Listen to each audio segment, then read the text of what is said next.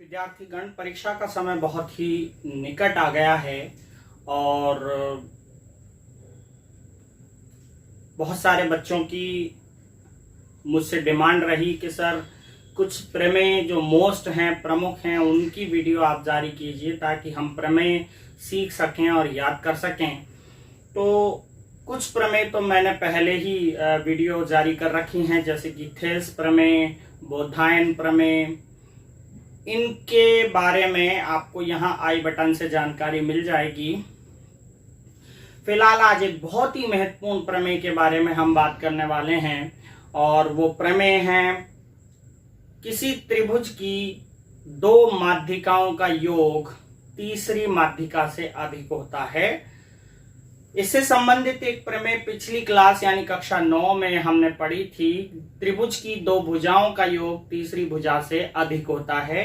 यहाँ पर ये जो प्रमेय है प्रश्नावली 10 बिंदुपथ नाम के अध्याय एक्सरसाइज की प्रमेय है और बहुत ही महत्वपूर्ण है। इस पाठ की सबसे महत्वपूर्ण और सर्वाधिक विश्वसनीय और सबसे ज्यादा डिमांडेबल जो प्रमेय है वो ये है और हो सकता है इस बार एग्जाम में ये आ जाए, इसीलिए आप रट लीजिएगा, समझ लीजिएगा अच्छे से। मैं समझाने जा रहा हूं। प्रमेय है त्रिभुज की दो माध्यिकाओं का योग तीसरी माध्यिका से अधिक होता है। माध्यिका आप जानते होंगे, जब किसी त्रिभुज में एक शीर्ष से सामने वाली भुजा के मध्य बिंदु पर एक रेखा खींची जाए तो ये माध्यिका कहलाती है। जैसे A से BC के मध्य बिंदु को मिलाते हुए एक रेखा खींची जाए तो AD एक माध्यिका है। इसी तरह से B से AC के मध्य बिंदु पर मिलाकर के खींची जाए। इसी तरह C से सम्मुख भुजा AB के मध्य बिंदु को मिलाने वाली रेखा माध्यिकाओं के संबंध में इस प्रमेय का जो वाक्यांश है वो है त्रिभुज की दो माध्यिकाओं का योग तीसरी माध्यिका से अधिक होता है। तो सबसे पहले जो भी दिया गया होता है प्रमेय में हम पहले वो लिखते हैं। दिया क्या है? त्रिभुज ABC में AD, BE व CF माध्यिकाएं बिंदु G पर प्रतिच्छेद करती हैं।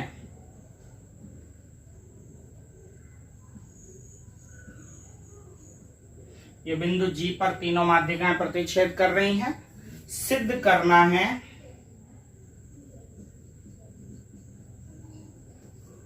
कि दो माध्यिकाओं का योग तीसरी से अधिक होता है। तो कोई भी दो माध्यिकाओं को जोड़ लें, AD प्लस दूसरी माध्यिका BE को जोड़ लें तो इन दोनों का जोड़ बड़ा होगा तीसरी माध्यिका यानी CF से। या फिर यूं भी हो सकता है कि BE और CF को जोड़ लें, BE प्लस CF को जोड़ने पर बड़ा होगा AD से। या फिर यूं भी हो सकता है AD और CF को जोड़ने पर तीसरी माध्यिका BE से इन दोनों का योग बड़ा होगा। तो इन तीनों में से कुछ भी आप प्रूव कर सकते हैं। दो माध्यिकाओं का योग तीसरी से बड़ा होगा, ये प्रूव करना है। यहां पर एक रचना अपन को करनी पड़ेगी जिससे ये प्रूव होगा। हमें यहां पर एक समांतर चतुर्भुज तैयार करना पड़ेगा। तो उसके लिए हम यहाँ पर AD को इस प्रकार आगे बढ़ा रहे हैं H तक कि ये GD और ये HD बराबर हो जाए। इसी प्रकार H को हम C से भी मिला रहे हैं और H को हम B से भी मिला रहे हैं। तो हमने जो रचना की चित्र में AD को H तक इस प्रकार आगे बढ़ाया कि GD बराबर DH। यहाँ पे GD और DH बराबर होगा ही होगा, लेकिन AG और GH भी बराबर होगा क्योंकि हम जानते हैं माध्यिका का जो संगमन बिंदु है वो प्रत्येक माध्यिका को 2:1 में बांटता है। जब हमने इसके बराबर रचना यहाँ की है तो ये भी एक भाग हो गया, 1 और 1 2, और ऊपर 2 ही भाग होते हैं, तो ये बराबर हो गए AG बराबर GD। तो रचना में लिखेंगे AD को H तक इस प्रकार बढ़ाया कि AD को H तक इस प्रकार बढ़ाया कि GD बराबर DH या AG बराबर GH, AG और GH बराबर होंगे। अब हम यहां पर उत्पत्ति करते हैं। बहुत ही सीधी प्रमेय है, अगर आप देखें तो यहां आपको कुछ नहीं करना है, केवल आपको BHCG को समांतर चतुर्भुज सिद्ध करना है। अगर आप कर पाए तो बहुत आसान है, क्योंकि देखिए आप इस चतुर्भुज में ये और ये दोनों विकर्ण हैं, BC और GH। ये दोनों विकर्ण एक दूसरे को समद्विभाजित कर रहे हैं। किस आधार पर कह रहे हैं हम? क्योंकि GD और DH हमने बराबर किया है तो ये समद्विभाजित हो गए, और BD और DC माध्यिका की वजह से समद्विभाजित हो रहे हैं। तो दोनों विकर्ण एक दूसरे को समद्विभाजित कर रहे हैं, और जिस भी चतुर्भुज के विकर्ण एक दूसरे को समद्विभाजित करते हैं वह समांतर चतुर्भुज ही होता है। तो अभी हम यहां लिखेंगे, यहां GD बराबर DH ये रचना से, एवं BD बराबर DC माध्यिका से। तो इस वजह से ये GD और DH और BD और CD आपस में बराबर हैं। और हम जानते हैं कि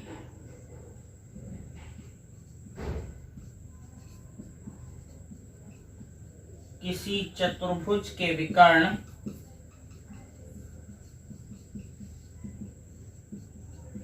एक दूसरे को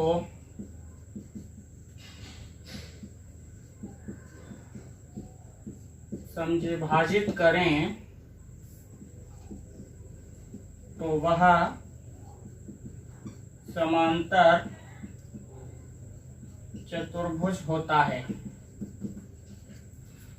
अब यहां से मैं इसको कर देता हूं आगे। अतः BHCG एक समांतर चतुर्भुज है, क्योंकि ये विकर्ण है और एक दूसरे को समद्विभाजित कर रहे हैं। तो BHGC एक समांतर चतुर्भुज हो गया। और समांतर चतुर्भुज की एक विशेषता होती है कि उसके आमने सामने की भुजाएं बराबर होती हैं। तो आपको बस ये भुजाएं बराबर बतानी है, ये वाली। इसलिए BG बराबर होगी CH के व CG बराबर होगी BH के। बस ये आपको यहां पे करने हैं। इनको आप समीकरण नंबर 1 नाम दे दीजिएगा। अब आपको वो नियम जो पिछले साल हमने पढ़ा था उसको लेकर चलना है और उससे समीकरण तैयार करनी है। हम जानते हैं कि त्रिभुज की दो भुजाओं का योग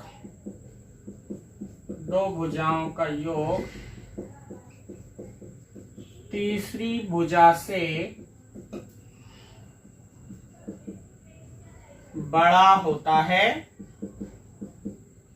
देखिए यहां पर हम जानते हैं कि त्रिभुज की दो भुजाओं का योग तीसरी भुजा से अधिक होता है। तो यहाँ पे हम त्रिभुज BGH लेते हैं और इसकी दो भुजाओं का योग तीसरी भुजा से अधिक करते हैं। तो BG प्लस GH इन दोनों भुजाओं का योग BH से बड़ा होगा, ये BH। अब हम आगे समीकरणों से देख लेते हैं। समीकरण 1 व समीकरण 1 से बीजी तो माध्यिका का ही हिस्सा है, तो बीजी का बीजी रहने देते हैं, प्लस जी एच माध्यिका का हिस्सा नहीं है, बाहर भी आ रहा है, इसीलिए जी एच हम देखते हैं किसके बराबर है।